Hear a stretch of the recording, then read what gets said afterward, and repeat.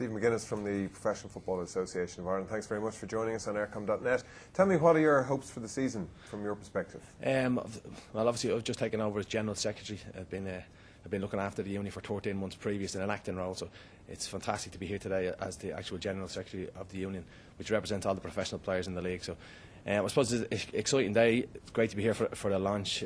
From the players' perspective, obviously, I suppose all the pre-season is done, and I think at this stage all they want to do is get out and play. I think a lot of the teams, and it's probably a sign of how professional the league has gone, as a lot of the sides have gone off to Spain and Portugal for pre-season. Even though I spoke to Owen Healy only yesterday, he said that the whole training ground was rained out in Spain when they went to play their game, so it's a bit like home. But when you see how professionally the players are turned out today, and you've seen the level over the last probably 3 or 4 seasons, how physically conditioned the players are. And with obviously a push towards a full-time league come next season.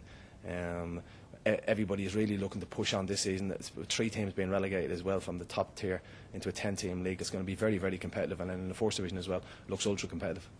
So things are really kind of gradually over the last few years. It's taking shape, really, isn't it? Yeah, I'd agree with you. Yeah. I suppose with the FAI taking over the league, the governance of the league has really got better. I think before that, when the clubs are run the league, and I suppose clubs would argue that.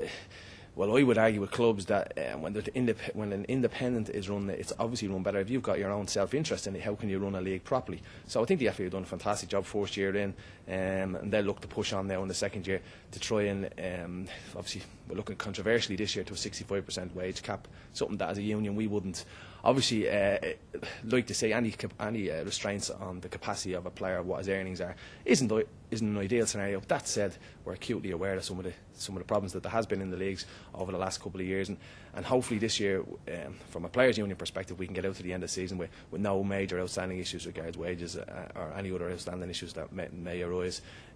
That said, again, that's all the stuff off the pitch. On the pitch is what we're here for today. Yeah, financial issues aside, the players are really, from your perspective, looking at professionalism, it's improving. Absolutely, yeah.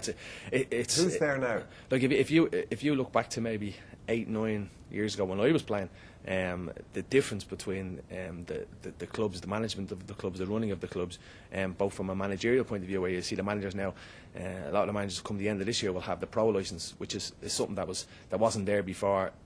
So once when you look at the managers at that level, getting upskilled, that can only be of massive benefit to the players, and especially the younger players. And I suppose with the emerging talent that the FAI have set up right around the country, when you look at Abbottstown just been up, and thankfully our own association is in Abbottstown as well. It's a fantastic facility.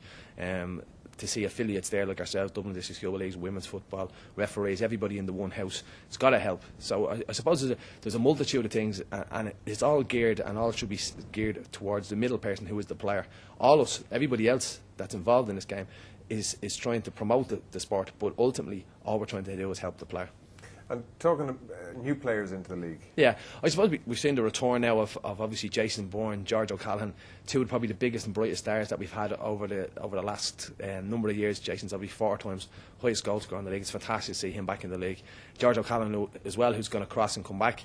Bobby Ryan, Jamie Harris, we've an upsurge of players coming back, and I'd like to think as well as some of the younger players in the league would rather than go in League 2, maybe League 1 in England, would stay at home here. And you see John Paul Kelly, see Eamon Zaid, see these type of players staying at home. It gives a good sign to what our league is doing, and promoting it promotes our league when you see some of our best young players staying here now, rather than maybe tripping aboard for 2 years to come back a bit disillusioned. Now that's it. We've Kevin Doyle as a shining example of somebody who's gone over and done very well, but that's not the norm, as we know. And there's education trust funds set up at home now, benevolent trust funds, and there's a massive tax incentive to stay in this country now, sport and tax relief, 40% of any tax paid for you over a 10-year period. So there's massive incentives now for players to stay in Ireland. What's your role then? Can players come to you?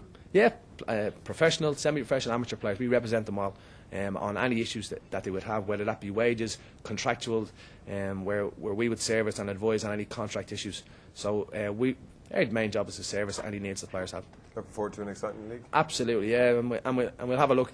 I say personally, I suppose you look at Drogheda's squad, and I think Drogheda have the squad that will see them win the league. I think Bows have quality rather than quantity. I think they have a squad 17 to 18 players, which really isn't enough to compete at all levels with injuries and suspensions. I think probably struggle. But from Paul Doolan's point of view, I think they've the strongest squad. You look into the first division, and I think it's between 4: Sporting Fingal, Waterford, Dundalk. That would be the makeup, and maybe Shells, but my own gut feeling would be that Waterford would be too strong for that. Thanks very much for joining us on aircom.net. No problem.